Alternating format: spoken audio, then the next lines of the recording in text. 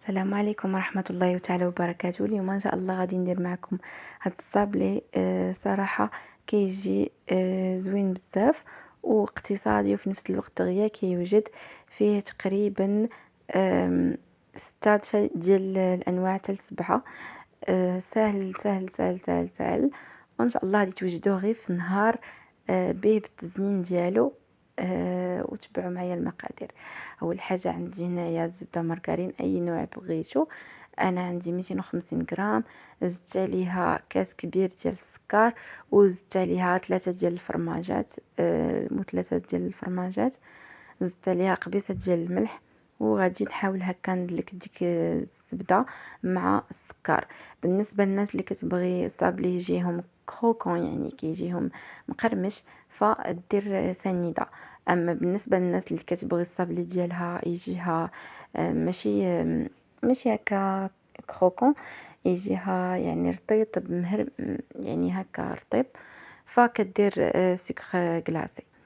هنايا كما شفتوا معايا انا ضفت كاس ديال الزيت، ومن بعد خلطت مزيان حتى ولات ليا الزبده كوم اون بوماد.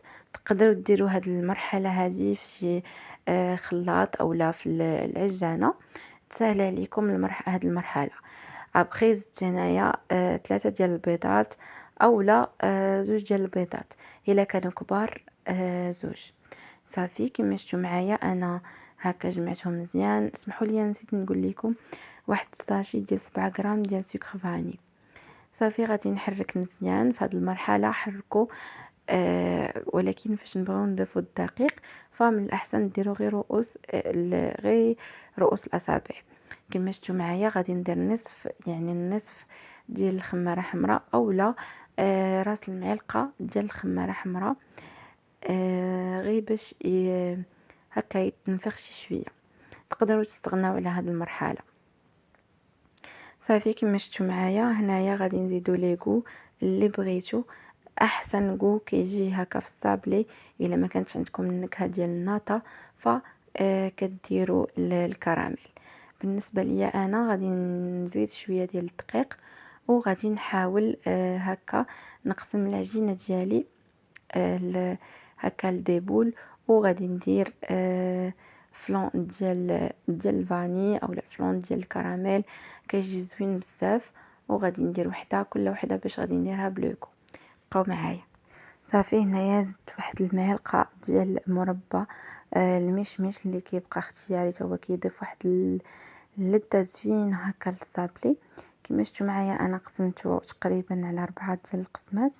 صافي وغادي نحاول كل قسمه ان شاء الله غادي ندير ليها لوغو ديالها.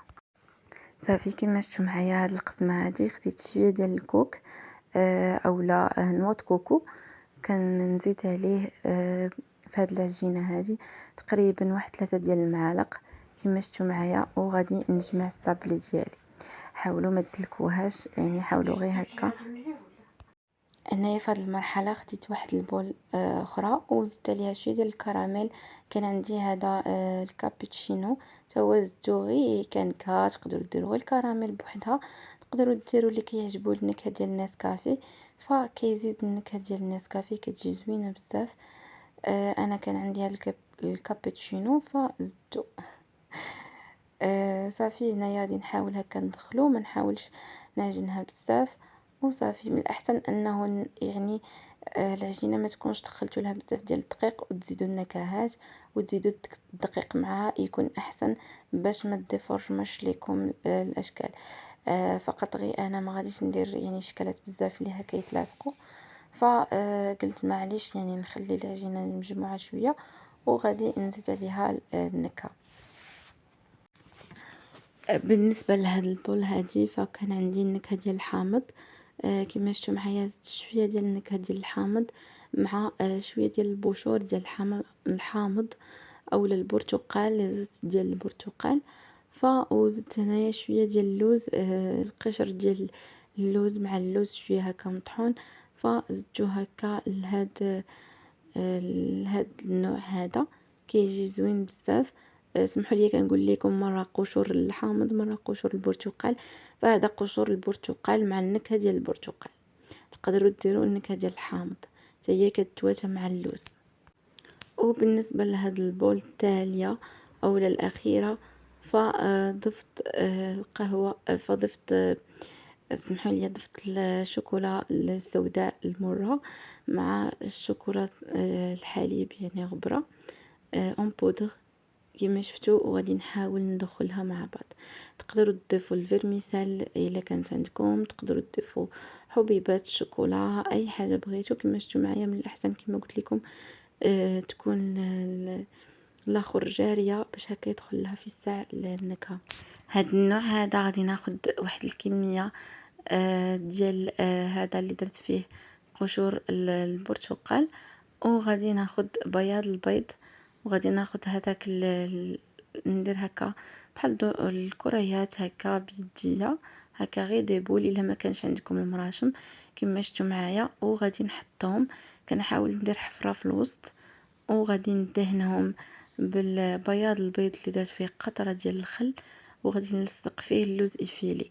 كما يمكن لكم تلصقوا اللوز كونكاسي اولا كاوكاو تا هو كونكاسي يعني مهرمش، اولا تقدروا تضيفوا زنجلان الابيض غير محمص، كيكون زوين وكيجي بنين هكا في هاد الحليوات بحال هادو.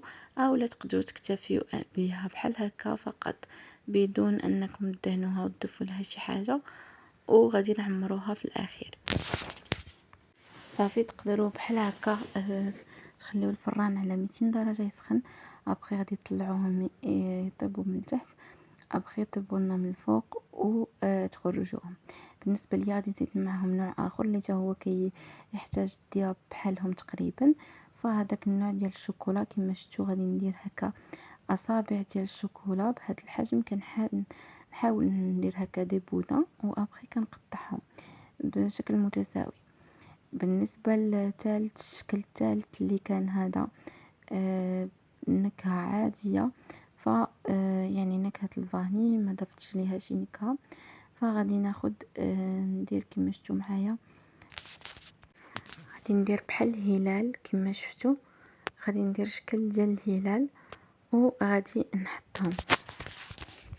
بالنسبه للنوع الثالث فانا خديت هكا كان عندي شويه ديال اللوز اللي خديت الشوكولاته السوداء وذوبتها في حمام مريم صافي، وحاولت هكا كما شفتوا معايا غمست داك اللوز كله هكا في الشوكولا. عندي انا هذا اللوز اللي تبارك الله كبير هكا شي شويه هذاك اللوز صافي. وخديت هنايا شويه ديال ورق الزبده درتو هكا في واحد الطبيسيل، وكنحاول نحط هادوك اللوزات في ورق الزبده باش ينشف عليهم داك الشكلاط اللي درت صافي. وغادي نعمرهم لداخل في يعني كناخد شويه ديال العجينه وكندير اللوزه لداخل من بعد ما تيبس ليا داك الشكلاط وكنعمرهم. بالنسبه لهذا اللي فيه الكوك فخديت هادو اللي معروفين، هاد القوالب ديال الميني طارتولات اولا بتي فور صافي. وكان انا بلا ما ندهنهم لانه ديجا فيهم الزبده العجينه وفيها الزيت، فراه من المستحيل انها زعما تلصق لينا في المول. صافي كنحاول هكا نشكل هكا نشكلها عليهم. بالنسبه لهذا فهو النوع الرابع. انايا كما قلت لكم بعد ما كينشف الشكلاط فكندير وحده في الوسط وكنسد عليها، ابخي كنديرها هكا دائره، كنحاول نبسطها شي شويه وكنحطها في المول. في الاول كنت باغا ندير هذا المرجم ولكن ما صدقتش ليا لان اللوزه بقات كتحاول تبان ليا من الفوق. صافي اكتفيت انني كنحاول نجمعها وكنحطها هكا دائريه فقط. صافي هنايا كما شفتوا معايا هادو هما الهلال اللي درت. صافي غادي نديرو هكا يطيب.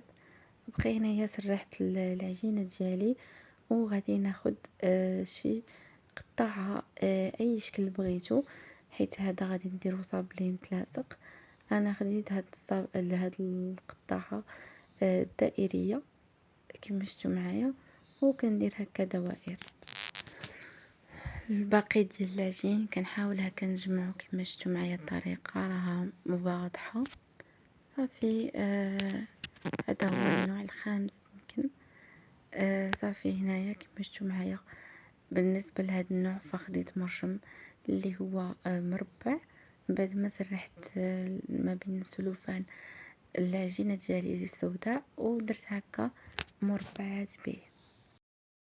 صافي من بعد ما طاب ليا الصابلي، صراحه الصابلي ما كياخدش مده طويله باش يطيب، سورتو هذا اللي كيكون هكا مرشوم، ف مده ديال الطهي ديالو ميم با 7 دقائق يعني على حسب الفران.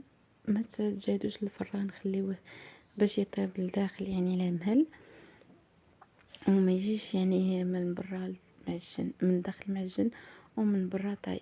كما شفتوا معايا هنايا خديت الشوكولا البيضاء، من بعد ما ذوبتها حمام مريم، زدت عليها شويه ديال الملون هكا باللون ديال البرتقال، هكا ما بين اورانج ما بين صومو، وعمرت هذوك اللي درتهم باللوز افيلي اللي دهنتهم بالبيض. بالنسبه لهذا النوع فخديت شويه ديال الكراميل اللي درتو فوق النار، اللي خليته هكا داب فيها. زدت عليه هنايا الزريعه عندي، هادو الزريعه اللي كناكلو، وزدت عليه هكا قشور ديال الحامض عندي معسل. تقدروا تزيدوا اي حاجه بغيتو. انا بالنسبه هكا الاكاجو واللوز والكركاع حاولت نديرهم هكا من الفوق كديكوراسيون. كندير واحد الاكاجو، شويه ديال الكركاع، وواحد اللوزه هكا صغيره، وكيجي المنظر ديالها زوين بزاف. كنعمرها بحال هكا كما شفتوا معايا. الا كنتو باغيني شي نهار ان شاء الله نبارطاجي معكم الكراميل كيفاش كندير نعدلو باش هكا كندير فيه هاد الزريعه هادي.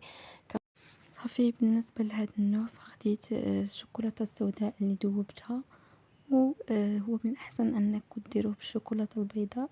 انا كانت سالات ليا فكيجي احسن، وكتذوقوه هكا بالورد، الورد، وكتذوقوه هكا اولا بزيت الحامض فكيجي احسن.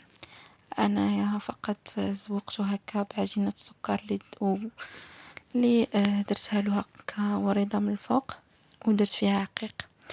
بالنسبه للنوع ديال هذا الحار اللي حربلته بالشكلاط الاسود، فدرت شويه ديال الشكلاط الاسود، ضفت عليه هكا الكاوكاو كونكاسي او مهرمش بعد ما ذوبته، وصافي غادي نبقى نغطسهم فيه وغادي نحطهم. تقدروا تزيدوا من الفوق الشوكولاته البيضاء هكا خطوط، اولا تخليوه غير بحال هكا وديروه في كويغطات، كيجي بنين وكيجي لذيذ.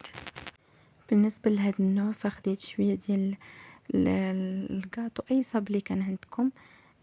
انا كان عندي شويه ديال الصابلي هذا اللي كيتباع، زدت عليه تقريبا عندي زلافه ديال الكاوكاو، نص زلافه ديال الكاوكاو مع زلافه ديال الصابلي.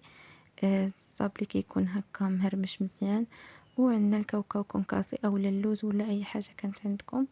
صافي وغادي نضيفوا له يا اما مربى المشمش، يا اما العسل، يا اما الكراميل، المهم اي حاجه تقدروا تجمعوا بها، اولا نوتيلا اولا اي حاجه بغيتو تجمعوا بها. صافي انا جمعته بالكراميل، وغادي ناخدو بحال هكا غادي نحربلو بشكل طولي باش غادي ندير معكم داك الشكل. بعد ما غادي ندير شوكولاته السوداء الدبليه، وغادي نفرغها هكا في الوسط. غادي نحاول ندير باي اداه كانت عندكم، مثلا سكين او لا، المهم اي اداه كانت عندكم غادي تحربلوه بحال هكا، وغادي ديروا بحال واحد الثقب في الوسط باش غادي نعمروه ان شاء الله بالشوكولاته السوداء. انا تقطع ليا التصوير فخديت هكا درت حربول، من بعد شديت الموس وضغطت عليه في الوسط فعطى ليا واحد الخوا هكا اللي عمرته بالشوكولاته السوداء، ودرت هكا نقاط بالشوكولاته البيضاء ودرت هكا تزيين. خديت هاد الليمون اللي كيدخل المجمد درت فيهم داك الكراميل مع الزريعه لي بيبيت وصافي درتهم في المجمد. ابخي هادوك اللي درتهم مربعات دهنتهم بالشوكولاته السوداء ولصقت فيهم هاد ديال السريحة اللي درتهم في المجمد، صراحة جاو زوينين. بالنسبة لهادوك اللي درت فيهم الشكلاط في الوسط، ف حاولت هكا ندير الكوك في الجوانب. تقدروا ديروا السمسم الابيض، فجا المنظر ديالهم مزيان بحال الرخامة. بالنسبة لداك الكاطو اللي كان دائري، فلصقت فيه واحد الموتيف ديال الشوكولاتة البيضاء، وعمرته في الوسط بالمربى ديال الفريز، ودرت الكاوكاو كونكاسي في الجوانب. نتمنى يعجبكم الفيديو ديال اليوم ان شاء الله يا ربي، وتبارطاجوه مع الاصدقاء والاحباب، وتخليو لي جيم او كومونتير. نتلاقاو ان شاء الله.